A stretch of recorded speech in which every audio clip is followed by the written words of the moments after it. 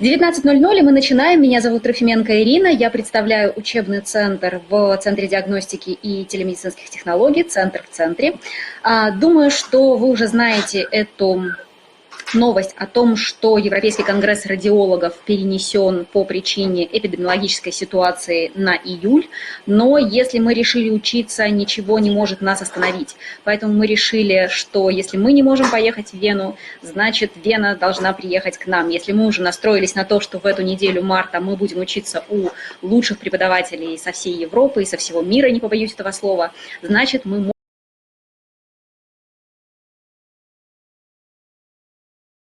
каждый рабочий день этой недели по одному вебинару от, несомненно, наиболее сильных, и, на мой взгляд, и думаю, что вы меня потом поддержите, и опытных лекторов по самым разным тематикам.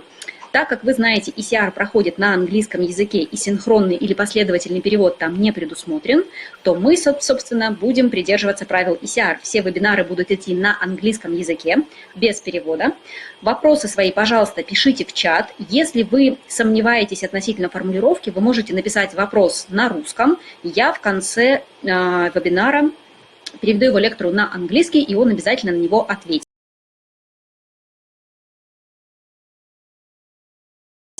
И представлю вам нашего самого замечательного спикера по нейрорадиологии, наверное, из всех, кого я знаю. Это Àlex Rovira. Он из Барселоны, он бывший президент ESNR и совершенно замечательный специалист во всем, что касается взрослой нейрорадиологии, в частности, воспалительных заболеваний головного мозга. So I would like to introduce our wonderful speaker today, Dr. Àlex Rovira from Barcelona, the ex-president of European Society of Neuroradiology and one of the best teachers and speakers in neuroradiology, to my humble opinion. And Dr. Rovira, thank you so much for supporting our initiative. We are all quite sad regarding the new dates of ECR, but it still is going to happen in July. So the microphone is yours. Please start. Okay, good evening. Thank you, Irina, for the kind introduction and for inviting me to participate in this educational activity here in Russia. It's a great pleasure to participate in this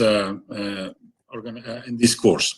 So these are my disclosures, which I think that none of them will impact on the content of my presentation. That, as indicated, will deal with some relevant MRI findings that I think are very important in order to make an accurate diagnosis of multiple sclerosis and also to predict the prognosis of this disease, which has, as we will see, an impact on the treatment management of these patients. So we will review the value of different conventional sequences, also some aspects that we can detect with these sequences, such as the number of the lesions, the topography. We will also discuss briefly the value of assessing brain atrophy, and also some new concepts that arise in the last couple of years that seems to be quite promising in predicting the progression of the disease, such as the so-called slowly expanding lesions and also leptomeningeal enhancement. Okay, I think that we all know that MS is a chronic and persistent inflammatory demyelinating disease that affects any region of the central nervous system and which is characterized by different degrees of inflammation, demyelination, gliosis, and axonal loss. We also know that at least in some countries is the most common disabling neurological disease in young adults. Women are affected more than men by a ratio of 3 to 1. And usually the disease onset occurs between 20 and 40 years of age. And it has been calculated that there are almost 2.5 million people affected by this disease. The prevalence is quite variable all over the world. Also depends, the numbers, on the quality of the different epidemiological studies that have been performed in different countries. But we know that, for example, in Canada, the prevalence is extremely high, close to 300 patients per 100,000 population. In Spain, we are around 100, and in Russia, the prevalence is 50, but I'm sure that is probably underestimated. And as I mentioned, it depends on how recent the different epidemiological studies have been performed. We also know that most patients with this disease will have a near normal life expectancy. So if we keep in mind that the disease starts around the 30s, this means that the patients will suffer this disease for 3 to 4 decades. And this creates an impact on the patients, on the health systems, which is quite strong. We also know that more than 50% of all these patients will now be fully ambulatory 20 years after the onset of the disease. They also suffer from cognitive dysfunction. And finally, and unfortunately, there is no curative treatment of this disease. But nowadays, we have different disease-modifying treatments, up to 12 or 13, that significantly decrease the frequency and severity of the relapses, and at least some of them produce a delay in disability progression. But what is very important nowadays, thanks to the availability of these treatments, is that we need to make an early and accurate diagnosis of the disease. Why? Because MS is a dual disease with an inflammatory component that predominates in the first stages of the disease, and a neurodegenerative component that predominates in the progressive phases of the disease. But both inflammation and neurodegeneration exist at the early phases of the disease. But if we treat the inflammation, then we can prevent the development of neurodegeneration. That's why it's so important to treat the patients as soon as possible, because all the treatments available, they have mainly an anti-inflammatory effect. This is a summary of the different treatments. Obviously, I will not go into details, but we have these 13 treatments with different modes of action, different efficacy, different safety profile, tolerance, cost, administration. So it's extremely important for the neurologist to identify which is the best treatment for an individual patient. And as we will see, MRI plays a very important role in making these kind of decisions. Because we can start, for example, with a high efficacy treatment from the onset. This probably is commonly done in those patients with a poor prognostic factors, and we will discuss that. Or we can start with let's say, a moderate efficacy drug, and depending on the response of this drug, and depending on the response also to not only from a clinical point of view, but also from a radiological point of view, we can identify those patients who will require an escalation to a higher efficacy drug. So MRI plays a very important role not only in the diagnosis of this disease, but also in predicting treatment response. So we know that MRI is the most important paraclinical tool that we have to make a diagnosis of MS, to monitor and to predict treatment response. And I would like to start on how can we use MRI to establish an early diagnosis of MS. And many criteria have been proposed in the last 50 or 60 years in order to make a correct diagnosis of this disease. Obviously, I think that the most important fact was that in 2001, with the first version of the McDonald criteria, MRI was implemented in the diagnostic workup of MS. Since then, we had different versions of this McDonald criteria that try mainly to incorporate new evidences and also to try to simplify these criteria. But as a summary, you have to know that in order to establish this diagnosis, we need to demonstrate clinically or with MRI the presence of demyelinating lesions in the central nervous system disseminated in space, meaning that we have different areas of the central nervous system involved. And the 4 regions that we have to assess are the periventricular white matter, the cortico-juxtacortical region, the infratentorial region, meaning the brainstem and the cerebellum, and the spinal cord.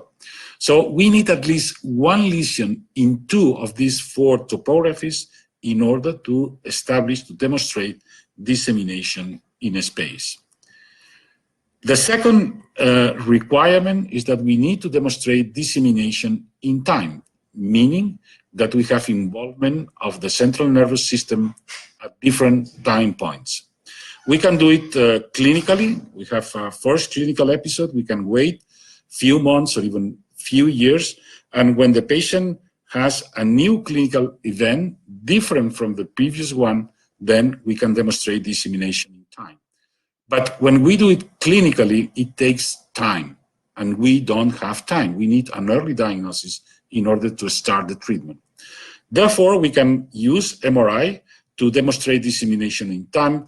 Whenever we demonstrate in a single MRI obtained at any time after the onset of the clinical symptoms, the presence of simultaneous gadolinium positive and gadolinium negative lesions. Also, if this is not the case, we can repeat the examination, let's say 3 to 6 months later, and if we demonstrate new T2 lesions, then also we can demonstrate dissemination in time. So we have different options. We have a single MRI if we demonstrate enhancing and non-enhancing, or a new T2 on a follow-up MRI. This clearly advanced the diagnosis of MS, because now with this strategy, we don't need to wait to a new lesion or a new clinical event. We can use the old lesions together with the new ones detected on a single brain MR to establish this diagnosis. But also in this new version, we have another option to demonstrate, to establish this diagnosis. In those patients in which, for different reasons, we cannot establish dissemination in time, we can use as an alternative the presence of oligoclonal bands in CSF. This does not reflect dissemination in time, but is an alternative to this criteria. So this clearly increases the sensitivity of this criteria in establishing this diagnosis. So this is a summary of the different criteria that we can use in clinical practice. With this new criteria, it's clear that the sensitivity is much higher. We can establish an earlier diagnosis compared to the old McDonald criteria, although the specificity is a little bit less, because with this new criteria, we detect a higher number of MS patients who will have a less active disease. So this is one of the drawbacks of this new criteria.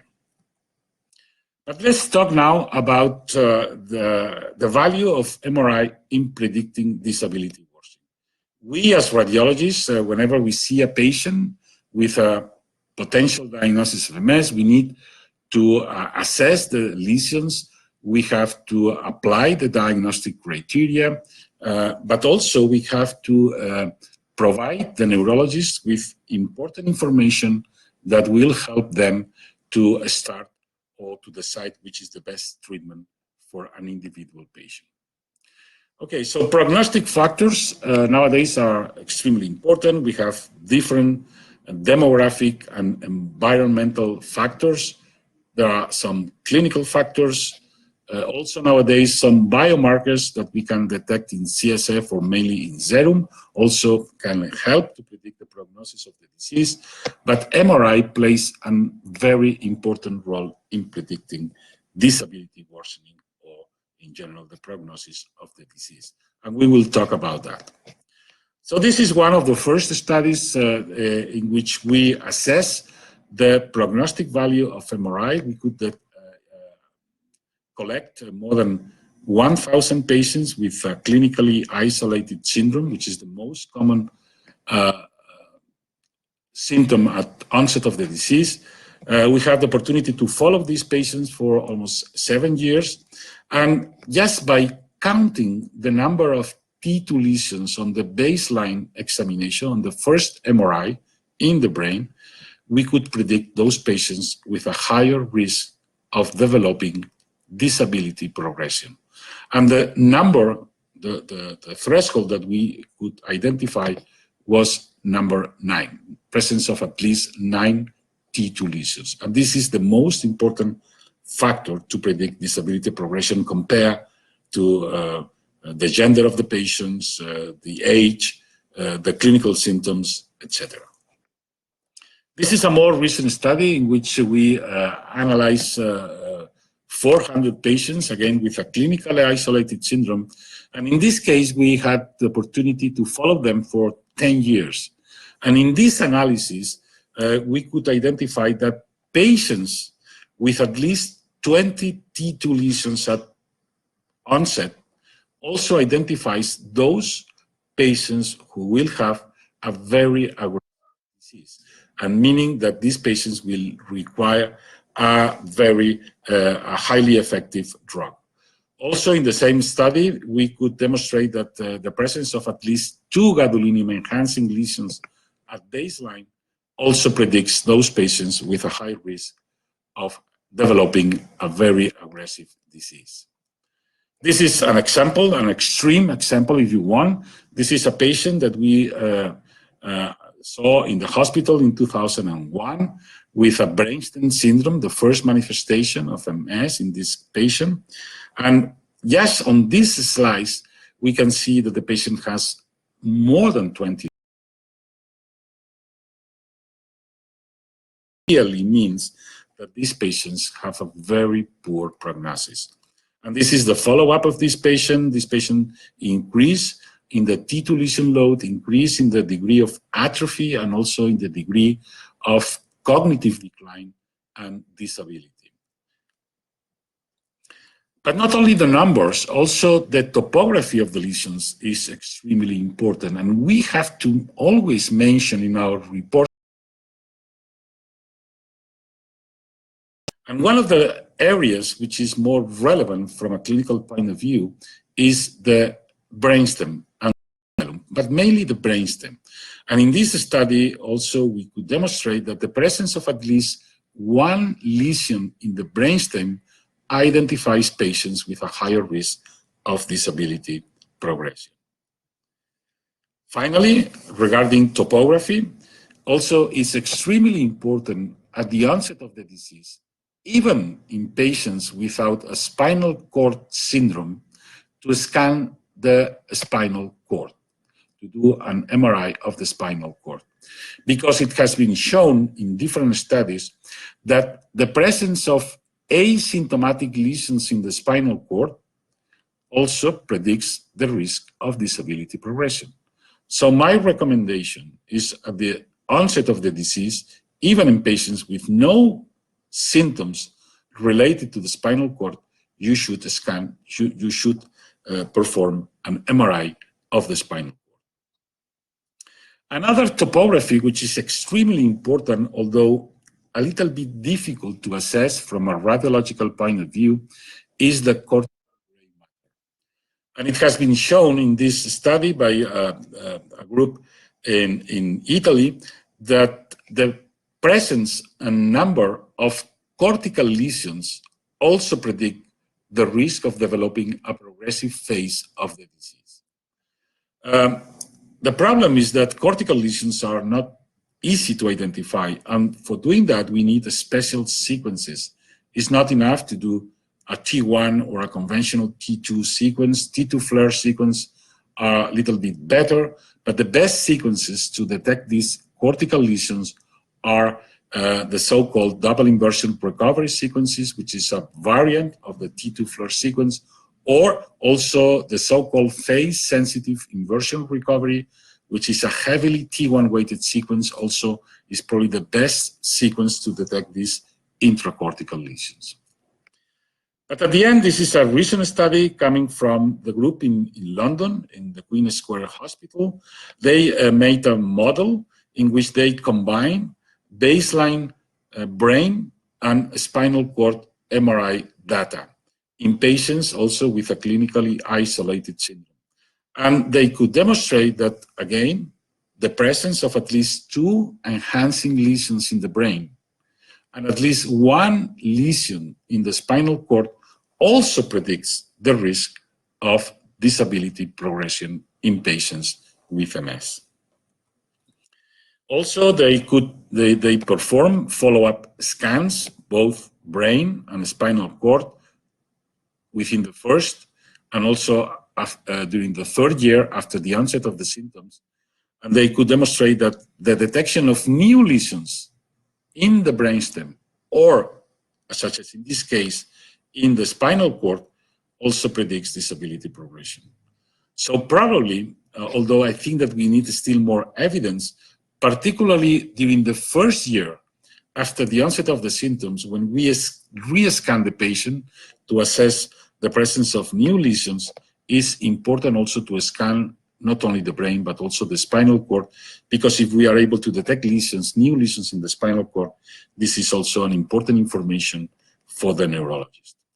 This is an example of, again, of a patient with more than 2 enhancing lesions in the brain, no lesions initially in the brainstem, but on 1-year follow-up, we could demonstrate the new lesions in the brainstem, which is, as I mentioned, a very important information.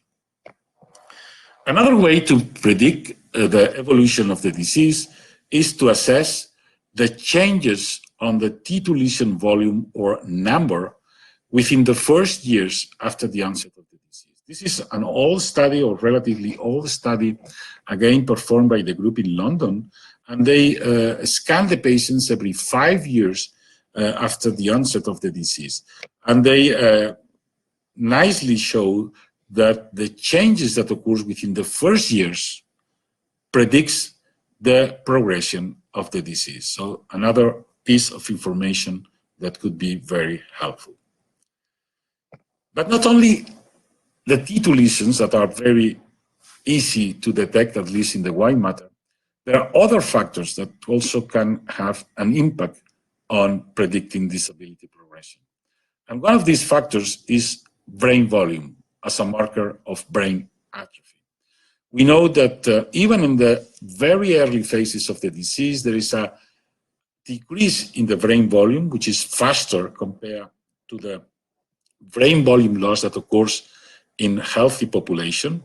In this group of healthy people, the decrease in brain volume is around 0.1, 0.3 per year, while in MS, this decrease is around 0.4 to 0.8% per year. So it's not much, but it's significantly faster compared to what happens in the normal population. But what is important is that there is a clear difference in the brain volume change in the white or in the gray matter. It's much faster in the gray matter, particularly in the progressive phases of the disease. This has been demonstrated in many, many studies, but also it's important that it's mainly the gray matter, the deep gray matter, which is relevant to predict disability progression. And in this study that was published a few months ago, the authors show that the volume of the thalamus is extremely important to predict disability progression. But finally, if we combine the information that we get from the conventional T2 or T2 flare sequences, such as the number of lesions, the changes of this number over time, together with changes in the brain volume, global brain volume, also this combination predicts disability worsening. I know that nowadays it's not easy to measure the brain volume, but probably in the near future, most of the MRI vendors will provide with specific software which will allow us to at least calculate the brain volume and the brain volume changes in order to predict disability progression. And this is extremely important at the onset of the disease, while it's not so relevant in the more advanced phases of the disease. There are other new features, MRI features, that seems to contribute to predict disability progression. And one of these features can be identified when we use the so-called susceptibility-weighted imaging. This is a sequence that was initially developed in 2004, so more than 15 years ago. And this sequence is a T2 star or a gradient echo sequence, which is highly sensitive to the paramagnetic effects of different compounds or elements such as iron. So with this sequence, we can easily identify the so-called iron rims in a significant proportion of the lesions that we see on T2. The advantage of this sequence is that nowadays all the vendors, they provide this sequence. We don't need any type of post-processing. But on the other hand, if we want to detect these iron rims, it's not easy when we use a 1.5 Tesla magnet. The 3 Tesla magnets are much more sensitive for detecting these rims. And in this slide, we can see a patient with a clinically isolated syndrome showing different rims. I don't know if you can see these rims that reflects iron, most likely inside the macrophages or the activated microglia, reflecting a kind of a chronic inflammatory activity. These lesions do not show gadolinium uptake. It's a different kind of inflammation. This is more chronic, and it's as a way to identify persistent inflammatory activity in MS. We know that these iron rims are more prevalent in patients with active disease compared to those with a progressive disease. As I indicated, it's iron inside these inflammatory cells, and in fact, they reflect a kind of a chronic inflammatory activity in lesions without contrast gadolinium uptake. If you review, for example, the classification of the MS lesions from a pathological point of view, these lesions with a rim of iron, are probably the reflection of the so-called chronic active lesions described by the pathologist. And again, in this slide, taken from this paper from Kuhlman, you can see this is a chronic active lesion. There is almost no myelin inside the lesion, no axons, but we have a lot of inflammatory cells on the margins of the lesions that intake iron, and this is what we see with MRI. Okay, this is one concept, remember, iron rims as a marker of chronic inflammatory activity. But another important concept that has been described in the last couple of years is the so-called slowly expanding lesions. What is that? These are type of lesions that are hypo-intense on T1, associated obviously with a T2 increased signal intensity. These lesions, they don't show contrast uptake, but when we have the opportunity to follow these lesions over time, we can see that some of these lesions grow without contrast.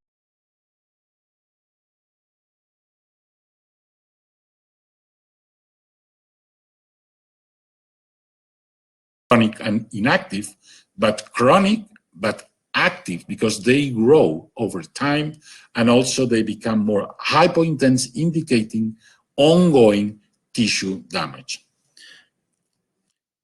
The important thing, and this is a crucial paper, for the first time these people, these authors, could demonstrate that those lesions with an iron rim, confirmed from a pathological point of view, are at the same time those lesions that grow over time. So, in summary, if we detect iron rims with the SWI sequence, with the susceptibility-weighted imaging, we can predict that these lesions will grow over time, and also that this could explain disability progression, at least partially. So it's another way to identify patients with a higher risk of disability progression. And this is an example of this study in which we can see the iron rim in this lesion here. This is the follow-up after 3.5 years in the lower images, and you see that the rim is there and the lesion grows. From the same group, they could demonstrate that those lesions without rims, if you follow these lesions over time, they have a shrink around almost 4% per year, while those lesions with a rim, they grow with an average growth of 2.2% per year. And why is this so important? Because, again, it has been shown that the presence of iron rims as a marker of slowly expanding lesions also correlates with disability progression. So I think that particularly in the early phases of the disease, if you have the option to perform this SWI sequence, I think that it's important you will become familiar with these iron rims. That not only is important to increase the specificity of MRI in making the diagnosis, because these rims are almost 100% specific for MS. We don't see these kind of rims in other kind of disorders. Finally, I think still I have a few minutes. I would like to mention another relevant MRI feature, the so-called leptomeningeal inflammation. During many years, we thought that MS was not associated with leptomeningeal enhancement. But this is not the case. We know from a pathological point of view, again, that meningeal inflammation is relatively common in MS, pathologically, is found in quite a number of patients, particularly in the progressive phases of the disease. And also it seems that the presence of this leptomeningeal inflammation contribute to the damage of the gray matter, atrophy and cortical lesions that we know that damage to the gray matter predicts disability progression. So that's why some studies have shown that the presence of this inflammation is associated with a more aggressive disease course. And also, finally, we can detect with MRI this leptomeningeal inflammation, mainly when we combine T2 flare sequences with gadolinium injection. And if there is some delay, around 5 to 10 minutes delay at least. This is an example.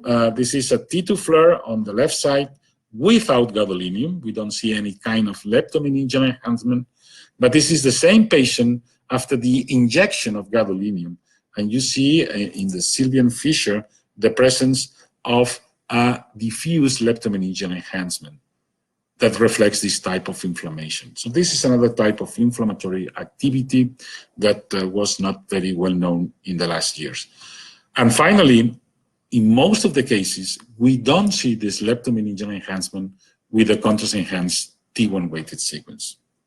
So again, my recommendation is always obtain the T2 flare sequence after injection of the gadolinium and wait a little bit, 5 to 10 minutes. Meanwhile, you can obtain the conventional T2 or do the diffusion sequences or other types of sequences, but the T2 flare should be performed after gadolinium injection.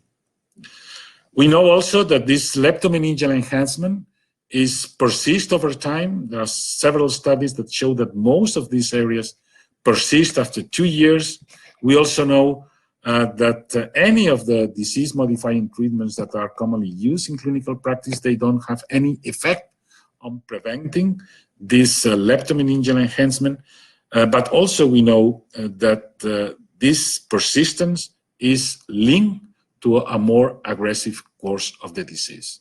So keep in mind that it's quite frequent to see that. This is another example in which we have the opportunity to follow for 6 months. In this case, we see the leptomeningeal enhancement not only on T2 flare, but also on the T1 with gadolinium, but you can see that there is no change over time. And we have also to report this finding in our clinical work. So I will finish here. I think that MRI plays a very important role in the diagnosis of the disease, but also as a prognostic marker in this disease. This information is essential for the neurologists, and we have to clearly provide them in our radiological reports. Finally, I would like to thank all the people in my lab in the Hospital Vall that we've been working together for the last 20 years, mainly in MS, and also obviously to the neurologist, to the MS unit in my hospital. We also have been collaborating with them for the last 20 years. Thank you very much for your attention, and I'm open to any questions that you might consider.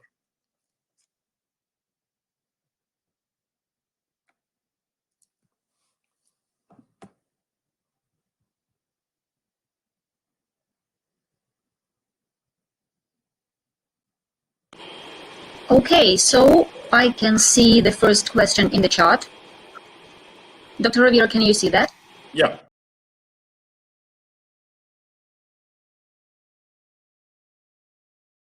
It's just a phenomena. There are some studies that indicate that this could predict prognosis. So I think this is still an area of research. We have to be used to identify this type of lesions. And I think it's important to at least be able to identify, to report them, and to collect these cases. And I think that in the next few years, we will have enough evidence to see if this finding is really important or not for predicting prognosis in clinical practice.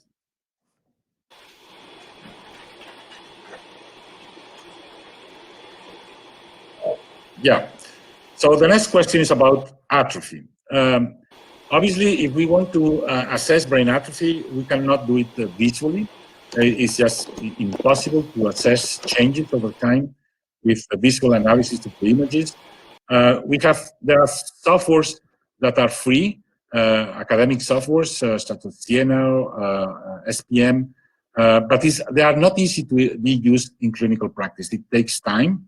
But as I mentioned also during my lecture, I am aware that the main vendors, I'm talking about Siemens, GE, Philips, they will provide very soon, some of them already, they have this kind of software that will be easily used. You can just apply it, you have to perform, it's very important to perform a high quality 3D T1 weighted sequence.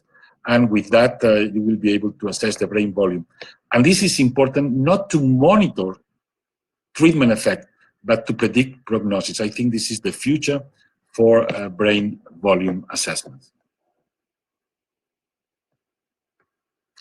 Yeah. The next question is, how often do you perform follow-up MRI in patients with MS? Well, it depends. In patients that are on treatment, on any of the different disease-modifying treatments, the recommendation is to scan the patients once every year. This is mandatory with the new drugs because not only for assessing the efficacy of the drug, but also to be able to detect some adverse events. So this is mandatory to scan the patients on a yearly basis.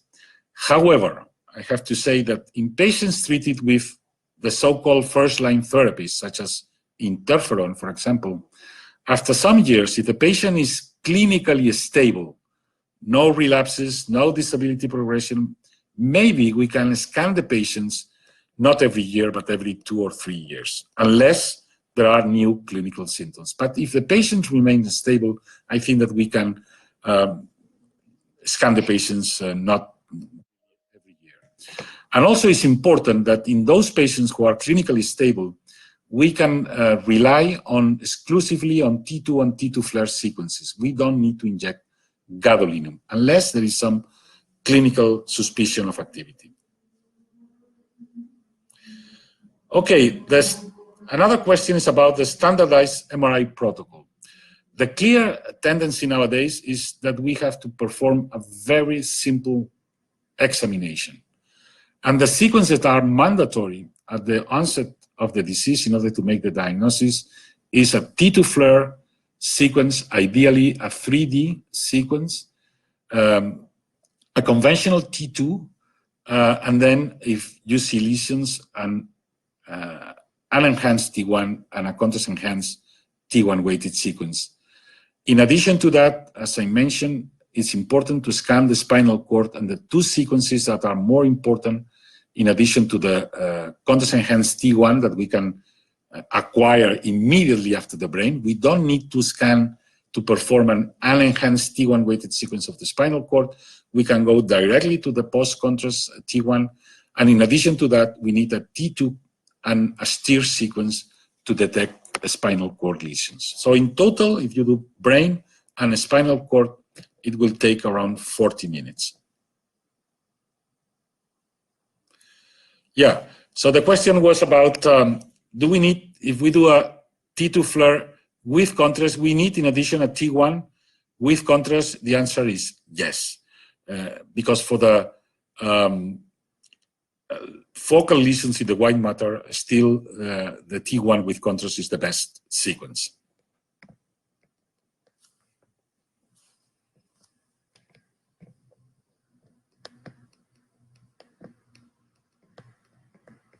Yeah, the question is about counting the lesions.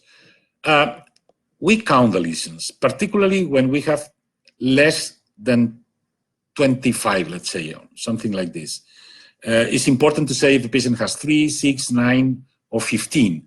But once the patient has more than 25, we try to stratify. We say, okay, the patient has more than 25 and less than 50, between 50 and 75 or 100, and then over 100.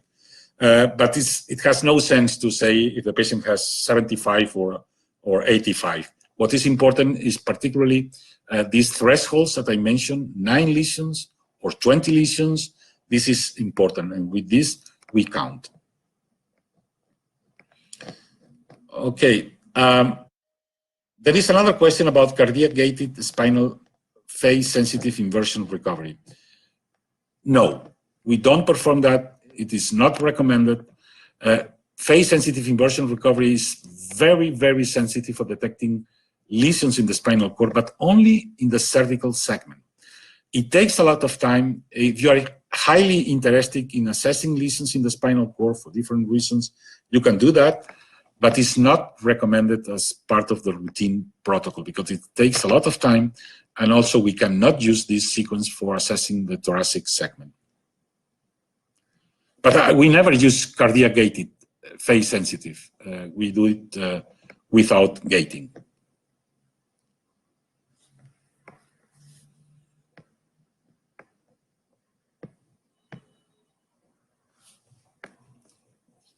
Well, they asked me about ependymal dot dash sign, which, to be honest, I'm not familiar with this sign. So I cannot answer this question. Sorry for that. The next question is about SWI, double inversion recovery, and contrast-enhanced FLAIR. Yeah, so SWI, I think it's interesting to perform this sequence, but it's not mandatory. We use SWI particularly in patients with a difficult diagnosis because the detection of the rims or also the central vein, as that I did not talk about that, but the presence of these veins inside the lesions is a very useful marker to improve the specificity of MRI. Double inversion recovery sequences are also very interesting. They improve the sensitivity in detecting cortical lesions, but it's a sequence that is not easy to read because we have a lot of false positive results in assessing cortical lesions. But I like this sequence, and to be honest, although I cannot recommend it routinely, we use this sequence at the onset of the disease.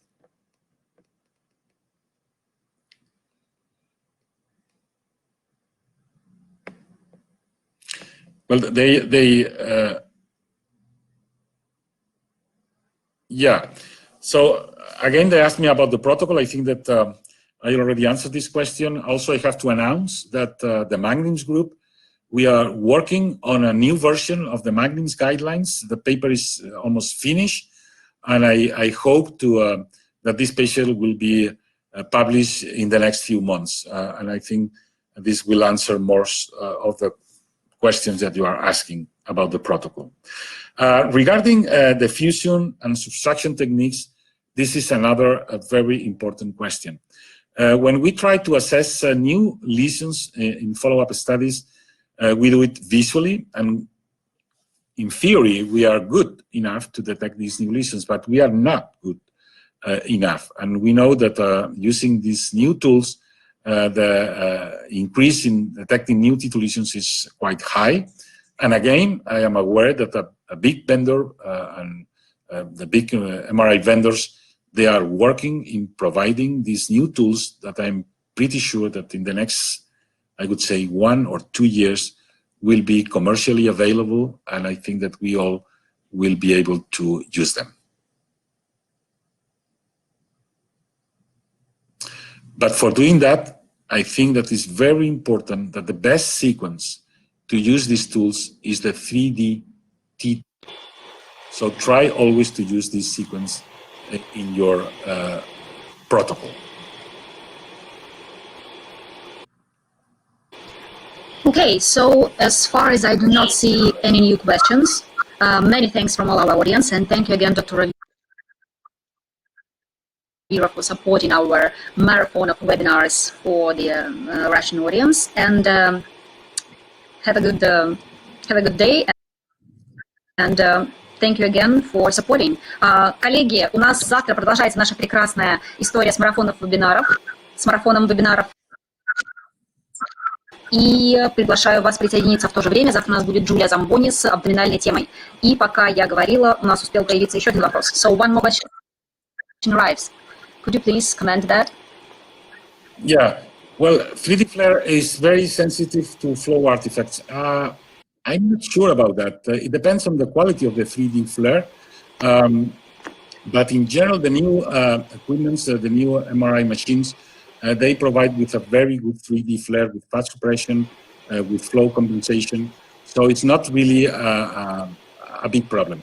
But my recommendation, if you don't feel comfortable with your 3D flare sequence, it's acceptable to use a 2D flare.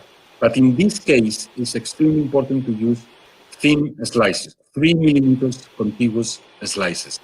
Otherwise, you will miss a lot of lesions.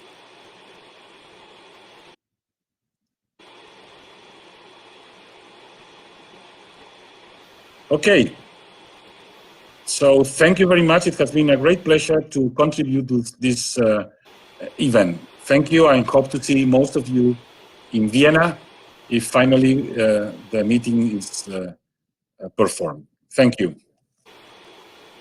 Thank you so much. И мы заканчиваем на этом вебинар. Коллеги, пожалуйста, уделите время, обязательно заполните анкету и для нас, и для профессора Ровира. Я уверена, ваша обратная связь будет очень-очень важна. До встречи завтра. Приходите на дальнейшие вебинары марафона. Это наш онлайн-ответ к коронавирусу. Всем хорошего вечера.